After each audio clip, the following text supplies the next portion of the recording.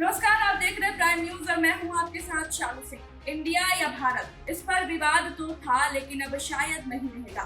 सरकार की तरफ से एक बयान आया है जिसमें शिक्षा राज्य मंत्री अन्नपूर्णा देवी ने राज्यसभा में इसी विवाद से जुड़े एक सवाल का जवाब दिया है। सीपीआईएम के नेता और राज्यसभा सदस्य संतोष कुमार पी और इलाम राम ने इसे लेकर सवाल किया था।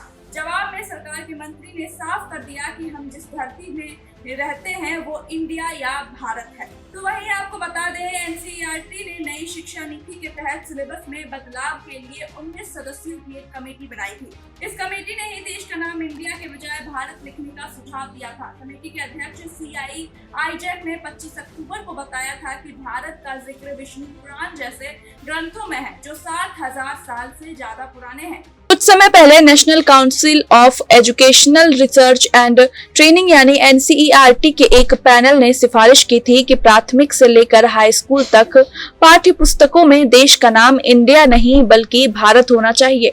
इसके बाद बहस ही चल पड़ी। सोशल मीडिया पर कई लोग कहने लगे कि अब तो भारत को भारत ही कहा जाए। इंडिया नाम तो अंग्रेजी सोच वाला है, लेकिन अब सरकार ने इस मुद्दे पर अपना पक्ष साफ कर दिया है। संसद का शीतकालीन सत्र चल रहा है। 6 दिसंबर को सत्र का तीसरा दिन था। राज्यसभा में वाम सदस्य संतोष कुमार पी और इलाम राम करीम ने इसी मुद्दे पर सरकार से सवाल किया था।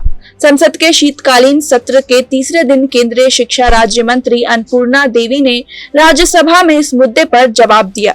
उन्होंने कहा, देश का संविधान इंडिया और भारत दोनों आधिकारिक नामों को समान रूप से मान्यता देता है। एनसीईआरटी दोनों नामों में अंतर नहीं करता है। हालांकि अन्नपूर्णा देवी ने कहा कि हमारा देश कॉलोनियल माइंडसेट से बाहर निकल रहा है। हम भारतीय भाषा के शब्दों के इस्तेमाल को प्रोत्साहित करते हैं। कमेटी ने सिलेबस से प्राचीन इतिहास को हटाकर क्लासिकल हिस्ट्री को और हिंदू योद्धाओं की जीत की कहानियों को शामिल करने की भी सिफारिश की थी। आईजैक ने इसके पीछे तर्क दिया, अंग्रेजों ने भारतीय इतिहास को प्राचीन, मध्यकालीन और आधुनिक में बांट दिया।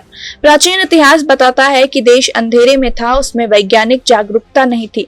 आईजैक ने कहा कि बच्चों को मध्यकाल और आधुनिक इतिहास के साथ साथ क्लासिकल हिस्ट्री भी पढ़ाई जानी चाहिए।